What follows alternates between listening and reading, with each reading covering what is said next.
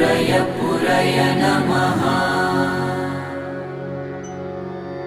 ॐ ह्रीं श्रीं क्लीं श्रीं कुबेराय अष्टलक्ष्मी मम गृहे धनं पुरय पुरय नमः।